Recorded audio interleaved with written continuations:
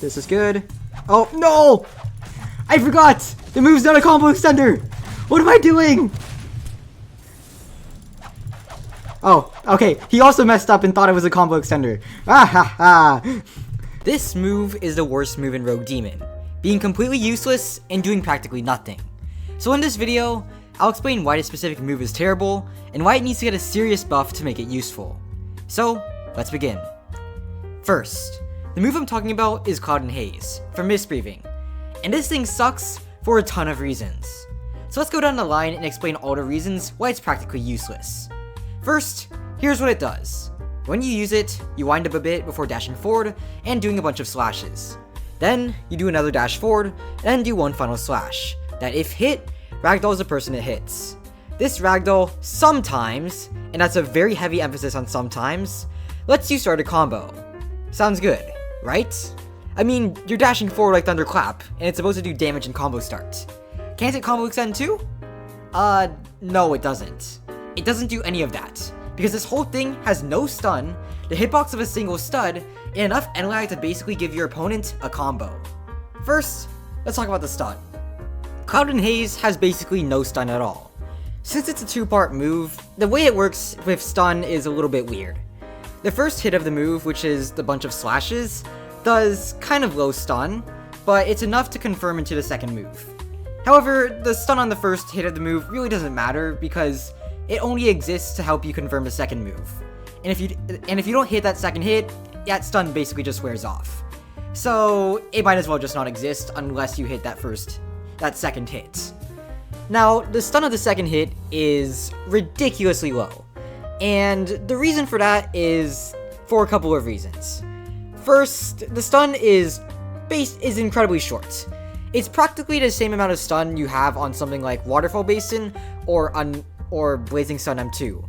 And as you know if you played a game a lot, those moves don't do a lot of stun. Sometimes, if you're too quick to actually follow up the move with an M1, it'll just kick your opponent away instead of continuing your combo. So those moves don't exactly have a lot of stun on them. And since this move basically just has the exact same stun as that, it's got that similar problem. But here's the issue with that move having the exact same amount of stun as those two kind of bad moves, in my opinion.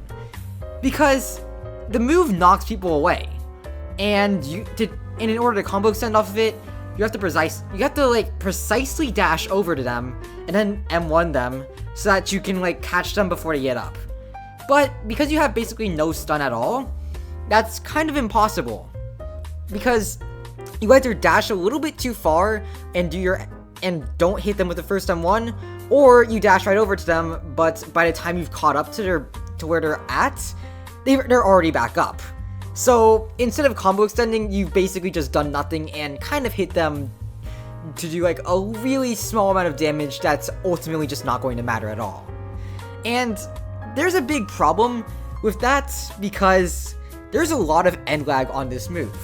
So that end lag can make it so that combo extending off this move basically becomes impossible. Because by the time your end lag is over and you're actually able to dash over so you can continue your combo, they're basically already up.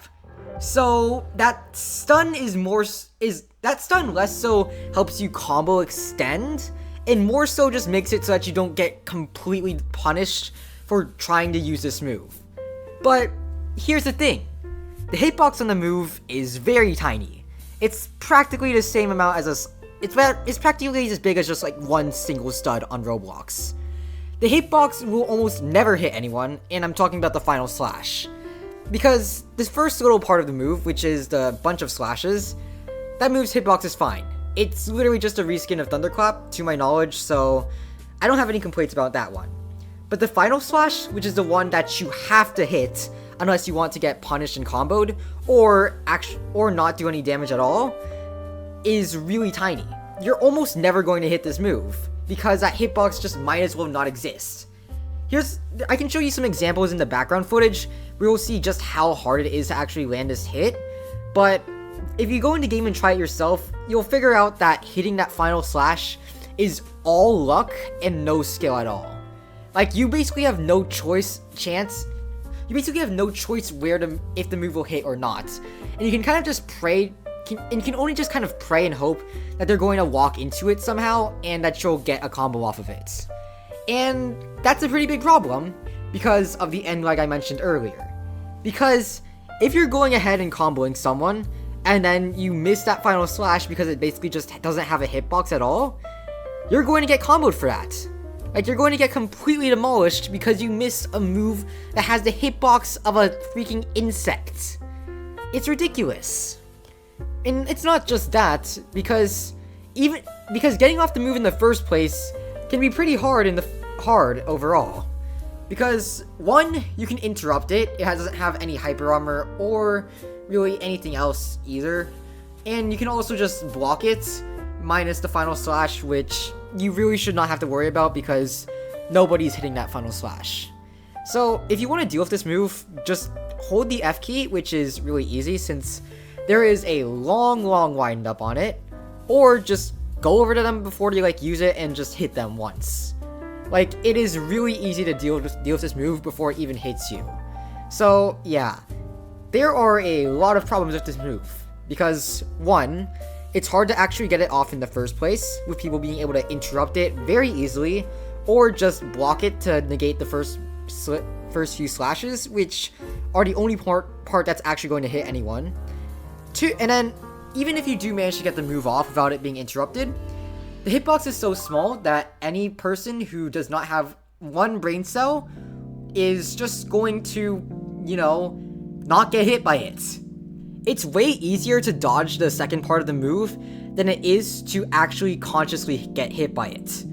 I'm not joking about that because that is the actual truth. It is way harder to get hit by the second part of the move than it is to dodge it. And that's kind of insane, because that you need to land that move, which is what brings me to my next point, the end lag. Because if you don't land that move, you're stuck in a long period of end lag, which basically gives your opponent a free combo. And even if you do land the move by some miracle from the Lord above us all or something, you're not gonna get anything off it, except 3 damage. It's basically nothing at all, because it doesn't do enough stun to actually start up a combo or extend the combo in the first place. So it just does nothing. It's a useless move through and through. Yeah, there's nothing you can do with this whole thing. You're basically just giving your opponent a free combo without getting anything off of it in the first place, if you can actually do it without getting free comboed in return. It's just dumb. If a move in Rogue Demon should not just give your opponent a combo. They should at least do something. I don't know, get you out of a combo, annoy your opponent like Exploding Blood does, or at the very least combo extend or something like that. But no, this move does none of that. It's literally just saying to your opponent, hey, I'm gonna do 5 damage to you, and then in return for that you get to do a full combo on me that does 75 damage. No one should be using this move. It's just flat out useless. And that's kind of an issue, because then that basically means that Mist only has 2 moves it only has 2 moves besides the ultimate, and yeah. One of those 2 moves is your evasive, so if you end up using that to try and fight people, you're going to be screwed if someone hits you back. And then the other one is just a standard auto lock on, which, while that's kind of good, it's not enough to make up for. It's not enough to carry the entire moveset as a whole. Meanwhile, the counter is fine, I guess. It's good, but then again, it's just one ultimate, and it's also a counter, so you have to be kind of smart when you use it. Most people I know of don't actually really hit that move all the time, and yeah, I don't know. It's not a move I see people landing a lot, just because you kind of have to rely on your opponent being stupid for you to land it in the first place. So yeah, this move is just straight out, flat out garbage. Anyways, that's all I'm going to really talk about here. Yeah. So let's wrap things up. So overall, Cloud and Haze is just a really bad move in Rogue Demon for a lot of reasons. It's pretty bad at combo extending, and if you don't get lucky with it, it'll end up with you being comboed instead. It's also completely useless for neutral, with it basically being impossible to land the final hit in neutral, unless you get, once again, extremely lucky. And even if you do land it, it's kind of hard to get anything great off of it because the stun is too short to do much. So, through and through, the move just kind of sucks. Anyways, that's the end of the video.